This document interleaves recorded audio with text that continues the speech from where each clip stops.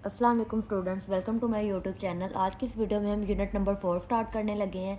तो एक्सरसाइज 4.1 है स्टूडेंट्स, हमारे पास इसका क्वेश्चन नंबर 1 करते हैं आज हम स्टार्ट।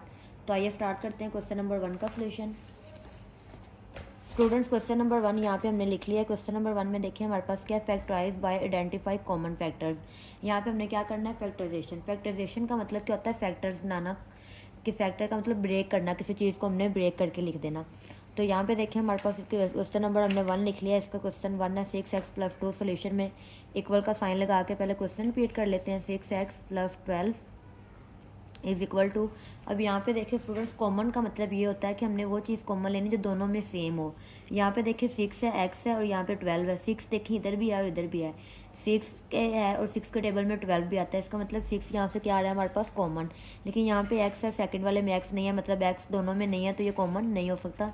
कॉमन का मतलब होता है सेम। तो यहाँ पे कॉमन क्या आ रहा है देख लेते हैं हम। Taking common 6। तो यहाँ से 6 क्या ले लेंगे, कॉमन लिया तो पीछे हमारे पास यहाँ पे कॉमन जो चीज़ स्टूडेंट्स कॉमन ले लेते हैं उसको अब फिर बाद में नहीं लिखते, उसके अलावा जो वैल्यू बच जाती है वो लिखते हैं। 6 यहाँ से कॉमन आ गया तो ये नहीं लिखा जाएगा। अब यहाँ पे क्या बचा, x प्लस, अब यहाँ पे देखो 12। तो ये 6 है, 12 को 6 से जब डिवाइड करेंगे तो यहाँ पे क्या आ जाएगा, 6 2 सा 12। This is your answer. Question number 1 का सेकंड पार्ट है स्टूडेंट्स, हमारे पास 15y² प्लस 20y इक्वल का साइन लगा के क्वेश्चन रिपीट कर लेते हैं।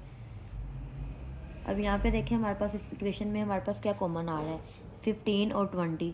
तो देखिए हमारे पास 15 कौन सा टेबल है जहाँ पे जिसमें 15 और 20 दोनों से हमारे पास जिस टेबल में ये दोनों वैल्यू आ जाएंगी।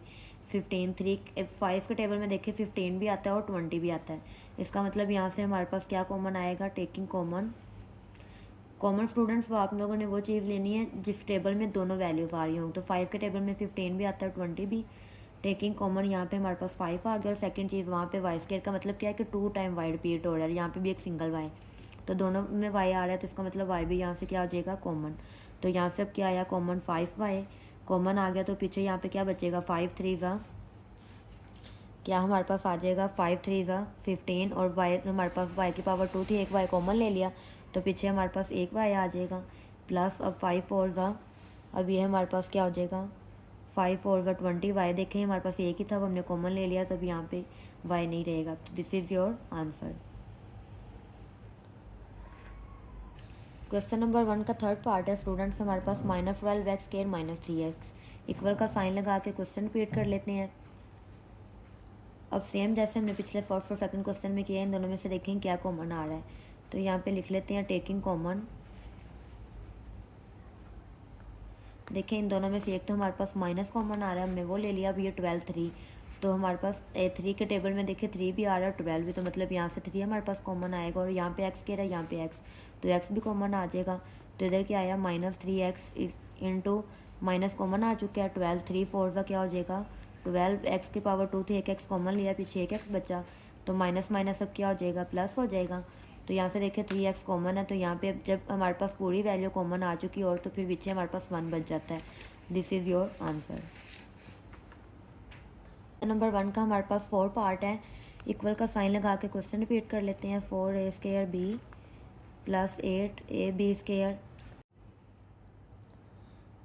टेकिंग कॉमन 4ab, यहाँ से 4ab हमने कॉमन ले लिया तो यहाँ पे देखिए 4 कॉमन आ चुका है। a² था तो एक ही पीछे बचा, b है तो हमारे पास b कॉमन आया, अब यहाँ पे कुछ नहीं है।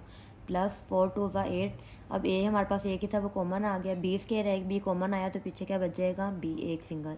This is your answer.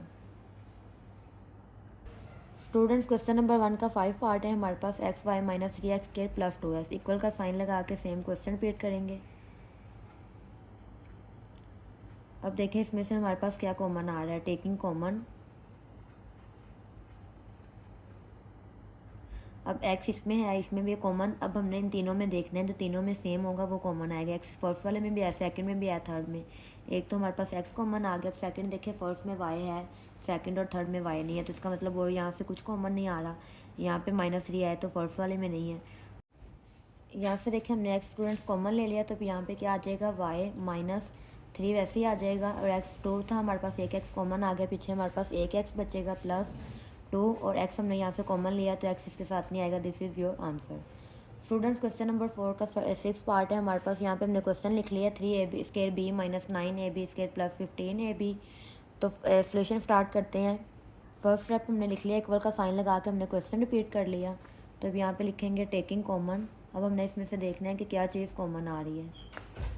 तो टेकिंग कॉमन यहाँ पे देखिए 3 है, 9, 15। 3 के टेबल में देखिए 3 भी आता है, 9 भी और 15, मतलब यहाँ से 3 हमारे पास क्या आ रहा है कॉमन। अब ए इसमें भी है, इसमें भी है और इसमें तीनों में है, तो ए भी कॉमन आ जाएगा। बी भी अब यहाँ पे देखें इन तीनों में है, तो यहाँ से बी भी कॉमन आ जाएगा। तो यही क्या आएगा 3ab हमने कॉमन ले लिया। तो यहाँ पे क्या बचेगा, 3 कॉमन आ चुका है। ए स्क्वायर था, एक ए हमने कॉमन ले लिया, तो पीछे हमारे पास एक ए बचेगा यहाँ पे। और बी हमारे पास कॉमन आ चुका है, तो यहाँ पे एक ही बी था वो नहीं आएगा। -3 3 ज़ा क्या हो जाएगा 9। एक ही था कॉमन आ गया, बी नहीं आएगा। बी यहाँ पे 2 था, यहाँ पे एक बी हमने कॉमन ले लिया, तो यहाँ पे एक बी बचेगा। +3 5 ज़ा 15। ए और बी हमने कॉमन ले लिया, तो यहाँ पे ए भी नहीं आएगा। This is your answer. Okay students, exercise 4.1 का क्वेश्चन नंबर 1 हमारा कंप्लीट हो गया है। नेक्स्ट वीडियो में हम लोग क्वेश्चन नंबर 2 करेंगे। मिलते हैं फिर नेक्स्ट वीडियो में, तब तक के लिए अल्लाह हाफिज़।